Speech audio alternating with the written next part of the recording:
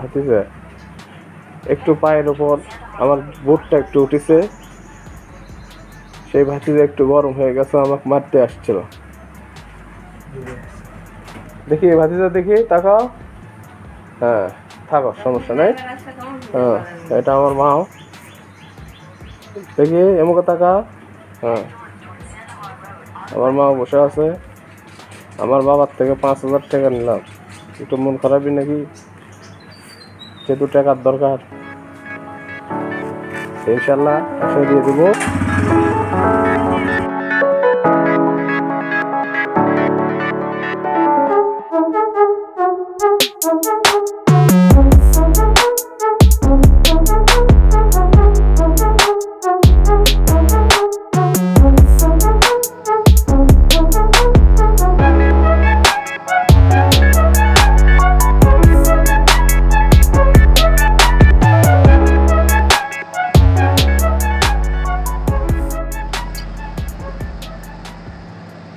আসসালামু আলাইকুম।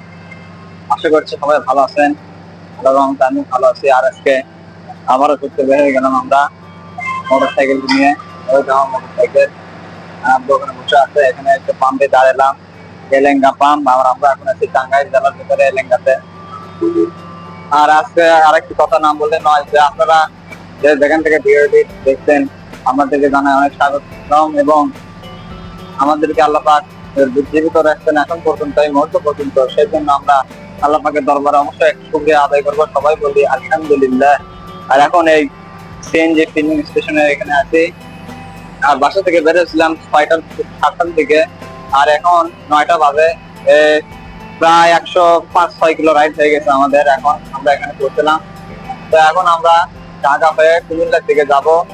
আর বাসা থেকে নিয়োগ করে বের হয়েছিলাম যে আমরা এখন যাবো কক্সবাজারে। তাহলে চলুন সামনে কি রাস্তা কি সুন্দর অপেক্ষা করে সেগুলো আপনাকে দেখায় এবং আমিও দেখি। আর এখন এই পাম্প থেকে আমরা বিদায় নেবো, এখানে একটু রেস্ট করলাম, সামনে আগানো যায়।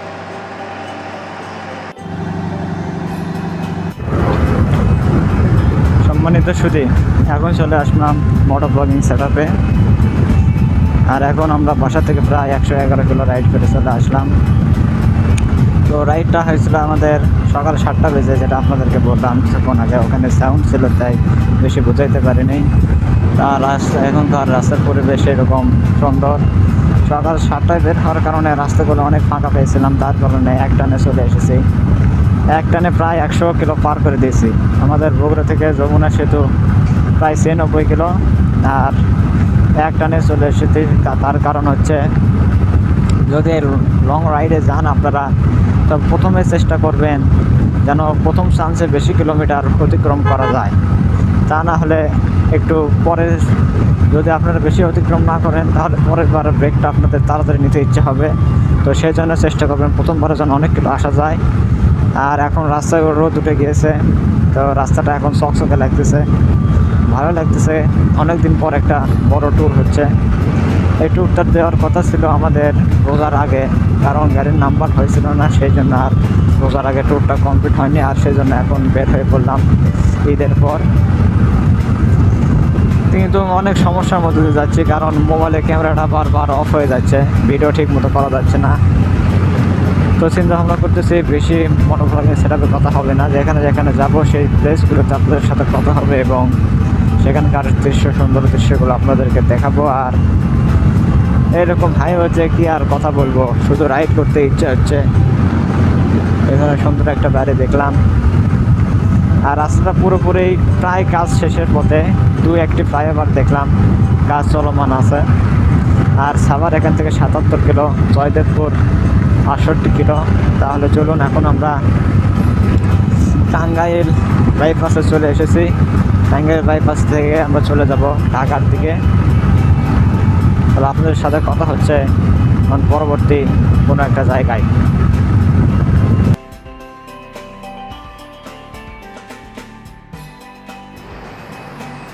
সম্মানিত সুধী, এখন আমরা আছি, আমার পিছনে দেখতে পাচ্ছেন বিমানবন্দর, আন্তর্জাতিক শাহজালাল বিমানবন্দরের সামনে রাস্তার এখানে আছি। আর এখান থেকে এখন যেখানে প্লেন দেখা যায় সেই এরিয়াতে যাওয়ার জন্য এখন আমরা একজনকে জিজ্ঞেস করলাম, তিনি বললো ওখান থেকে এখন এই যে সামনে থেকে এইখানে যেতে হবে, এইখানে এখন আমাদেরকে ওই বিল্ডিং ওই সাইড দিয়ে নাকি রাস্তা আছে, ওই রাস্তা দিয়ে এখন যেতে হবে। তাহলে চলুন, এই তো এটা হচ্ছে ঢাকা আন্তর্জাতিক এয়ারপোর্ট। আর এখান থেকে আমরা যেখানে প্লেন দেখা যায় কাছ থেকে এখন সেখানে যাবো। আসবো, কি খবর? ভালো। ও আচ্ছা, তাহলে চলো এখন দেখি ওই সাইডে যাওয়া যায়, কাছ থেকে প্লেন দেখা যায় নাকি। তাহলে এখন আপনাদের সাথে কথা হচ্ছে, দেখি ওই জায়গাটা যদি যাই তাহলে কাছ থেকে যদি প্লেন দেখা যায় কাছে থেকে দেখাবো।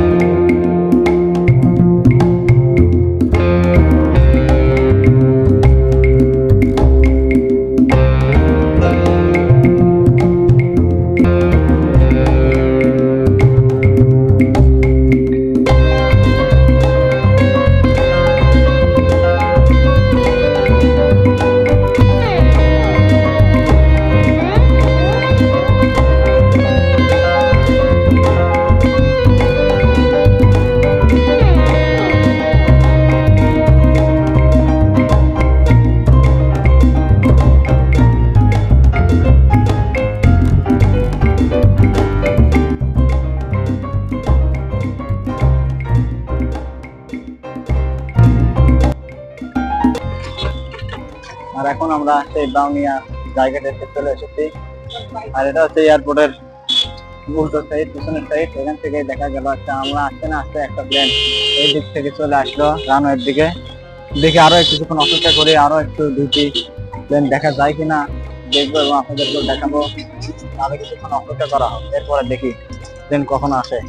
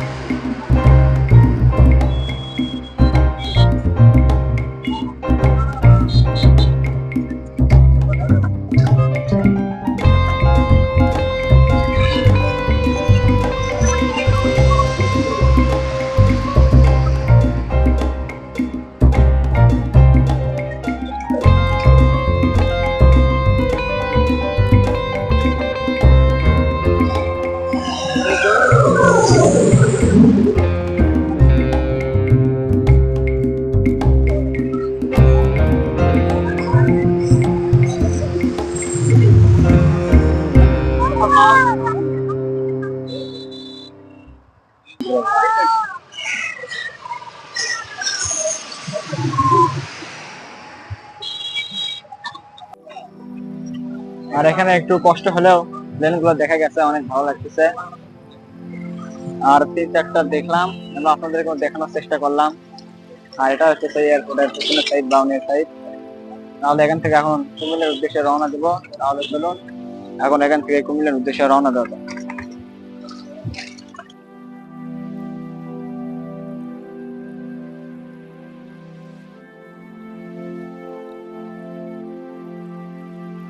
আর এখন আছি আমরা মেঘনা ব্রিজে। এখানকার সৌন্দর্য অনেক সুন্দর, যা বলার বাইরে। এখানে অনেক জাহাজ দেখতে পাচ্ছি, কিন্তু একটা সমস্যা, বড় বড় গাড়ি গেলে কোনো ব্রিজ সেতুটা নড়তেছে, বোঝা যাচ্ছে। তো এখন এখান থেকে আমরা কুমিল্লার দিকে যাচ্ছি, এটাই ছিল এখনকার আপডেট। আর এখানে সুন্দর লাগতেছে, এখানে দুই একটা পিকচার তুললাম। তাহলে চলুন এখন সামনে আগাই।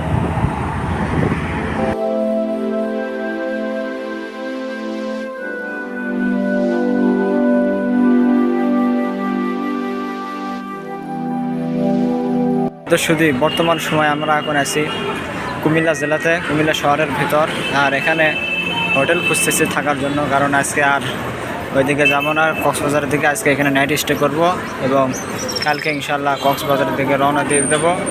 আর এখন তো সিয়াম হোটেল, এখানে আব্বু গেছে কথা বলার জন্য, কত করে নেয় কী হয়। বাইক রাখার জায়গা ভেতরে আছে বললো, দেখি সম্ভবত এখানে থাকতে পারি।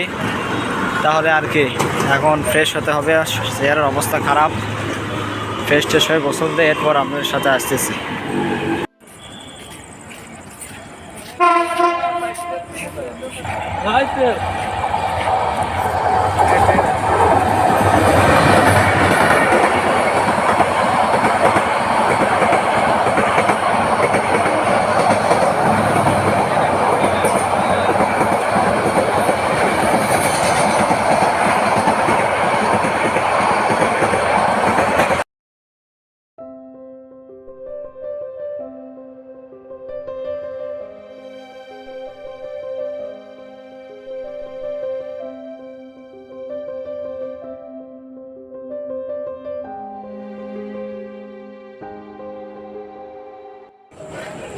আর এখন অবশেষে রুমে উঠে গেছি। রুমে ওঠার পর এখন একটু বের হয়ে আসলাম ফ্রেশ হওয়ার পর। এখন আছে কুমিল্লা রেল স্টেশনে, বড় স্টেশন, যদি আমাদের ব্যাক ক্যামেরাতে দেখায়। ব্যাক ক্যামেরা, এই তো স্টেশনটা বড়, এটা জংশন নাই, শুধু স্টেশন, শুধু স্টেশন। স্টেশনে রাত্রে আসছে, হোটেলে উঠেছি আমরা 6টার দিকে। এখানে ফ্রেশ ট্রেশ হয়ে এখন সময় হচ্ছে 7:17। আর এই সময় এখন কুমিল্লা রেলওয়ে স্টেশনে একটু ফুট ওভার ব্রিজের উপর ছেলে হাঁটতেছি। আর দেখি এখন ওই সাইডে একটু যাই, আর কি কি আছে। রাতে বেশি ঘুরবো না, রাতে অতটা ক্লিয়ারভাবে দেখানো যাবে না। আবার কালকে ইনশাল্লাহ আমার রাইড আছে, কালকে রাইড আছে আবার কক্সবাজারের উদ্দেশ্যে যাব এখান থেকে। তাহলে দেখি এখন সামনের দিকে যাই, আর কোথায় যাই, কি করি আপনাদের সাথে অবশ্যই শেয়ার করব। আর রুম পরে দেখাবো, রুমে গেলে রুমটা দেখাবো। আর এখন চলে আসলাম রুমের ভিতর। আর বাইরে গেছিলাম, স্টেশনে গেছিলাম, আর ওই সাইডে মার্কেটটা একটু বেড়ালাম। বেড়াতে বেড়াতে আব্বুর একটা সমস্যা হইলো, আব্বুর দাঁতে ব্যথা উঠেছে হঠাৎ। আব্বুর জন্য ওষুধ নিয়ে আসলাম, আর সেই সাথে রাতের খাওয়া দাওয়া সেরে আসলাম। আর এখন এই রুম দেখানোর পিছনে ছোট্ট একটা রুম, ডাবল বেডের রুম, ওখানে একটা ওয়াশরুম আছে আর ফ্যান আছে এই ছোটোখাটো। আর রুমের ভাড়া 400 টাকা নিচ্ছে। আর মোটরসাইকেল নিচতলায় রেখে আসছি, আর দ্বিতীয় তলাতে আমরা আছি। তো আজকের ভিডিও এই পর্যন্তই। সবাই ভালো থাকবেন এবং পরবর্তী ভিডিওটা দেখার জন্য আপনাদের আমন্ত্রণ রইল। তাহলে সবাইকে জানাই অনেক অনেক ধন্যবাদ। আর গরম ফ্যান বন্ধ করছি ভিডিও করার জন্য, কত যেন ক্লিয়ারভাবে আসে, এখন ফ্যান দিই। তাহলে ধন্যবাদ।